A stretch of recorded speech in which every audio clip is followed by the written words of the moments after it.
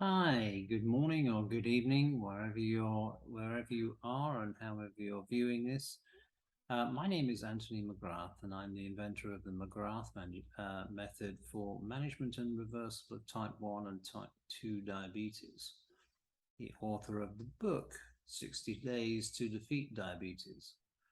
My background is that I'm a board certified holistic health practitioner with practices in Chicago and here in Southwest Florida.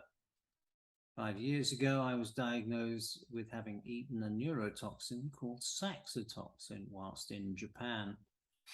2% of people correctly diagnosed die within 48 hours. A further 35% die within 2 weeks, and of the remaining people, 45% die within 6 months. There's no 5-year prognosis, so I'm very fortunate to be here, to be living, and I nearly died twice. One of the major and many health issues that this caused was a diagnosis of type 1 diabetes. And as I explained in the book, I was never really comfortable with the fact that I had what I would call classical diabetes mellitus.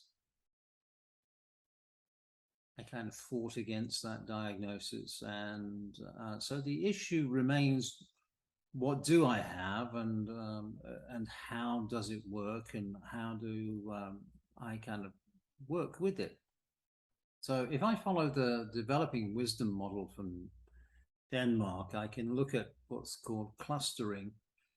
And cluster one is severe autoimmune diabetes, currently known as type 1 diabetes, and it's characterized by insulin deficiency and the presence of autoantibodies. And it was diagnosed or kind of highlighted within about 16 to 15% of subjects. Cluster 2 was severe insulin deficient diabetes, characterized by people being of a younger age, insulin deficient, poor metabolic control, which simply means that their glycemic spike, their sugars would spike really significantly. And they had a significantly higher risk of kidney disease. And this was identified in about 11 to 17% of subjects. Cluster 3, severe insulin resistant diabetes, is characterized by severe insulin resistance, which means that the body produces insulin, but is no longer using it as an antagonist to lower blood sugar. And by the way, insulin is not only used to lower blood sugar, it's also used by the body to insert into fat and also in muscle. This affected about 18 to 23% of subjects. As did cluster 4, which is mild obesity-related diabetes, and it's most common in obese people. Cluster 5 was mild age-related diabetes, and it's most common in elderly individuals, people over 65. And this was the most common form, and it affected 39 to 47% of the subjects. So if you put that into the worldwide context of numbers, 534 million people being diagnosed as having some form of glycemic management issue or diabetes. With that, 90% of those are in the type 2 arena, which is the insulin resistant or mild forms of glycemic management. And by and large, people are obese, although that's not always the case. So at this point, I want to state for the record that my blood sugar levels are now extremely well balanced. Using this particular method, I've been able to get my A1C at 5.11. My glycemic response, which is a measurement of how healthy the overall system is phenomenal. And when you read the book and undergo the McGrath method, you'll find out why this is the case. But in my initial treatment, I was diagnosed as having the presence of antibodies associated with type 1. there are four autoantibodies, which are the markers of beta cell autoimmunity in type 1. Islet cell, which is called ICA, against cytemic plasmic proteins in beta cell. Antibodies to glutamic acid, which is called GAD65.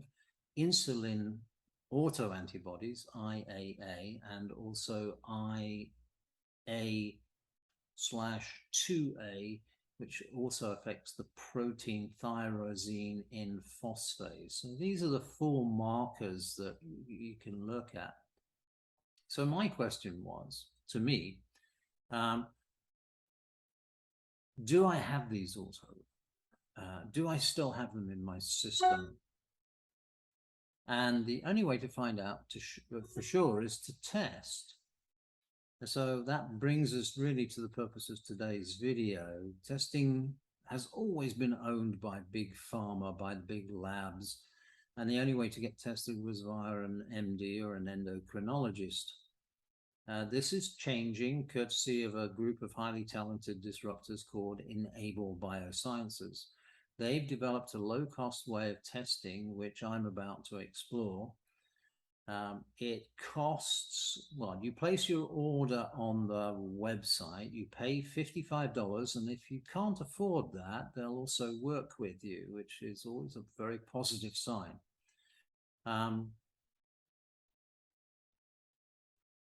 The downside of this is that there's also a push here from the investors of a new novel vaccine claimed to delay the onset of type 1. And they haven't, the inventors haven't really published methods by which this is happening, how the vaccine actually works. And they've done testing, obviously, enough to get FDA clearage or approval. But as we all know, that's in a limited population, and they're very good at selecting people who kind of fit into their particular model. When you release it into the world, things change quite considerably. So you place your order, and 3 days later, the package arrives, and we're going to open the package and explore in real time what it contains and how to use it, and also how to actually do the test. The test actually measures 3 of the 4 antibodies: anti-GAD65, anti-insulin, and anti-IA2. So it's not complete, but it may be a good indicator as to the requirement to delve a little deeper into this whole issue if these are present. Type 1 diabetes is the result of T-cell mediated destruction of the beta cells in the pancreas. So several antibodies may be present. Yeah? And if they are, the interesting thing is that also anti-GAD65 is present in a wide number of other autoimmune issues, such as Hashimoto's, hypogonadism, Addison's disease, hypothyroid, celiac, neurodermatitis, alopecia, eukarya, Sjogren's, rheumatoid arthritis, systemic lupus, and Crohn's disease. So it may be that the glycemic index or the glycemic management issue is not necessarily a result of what I would call kind of classical diabetes mellitus, but we'll find out.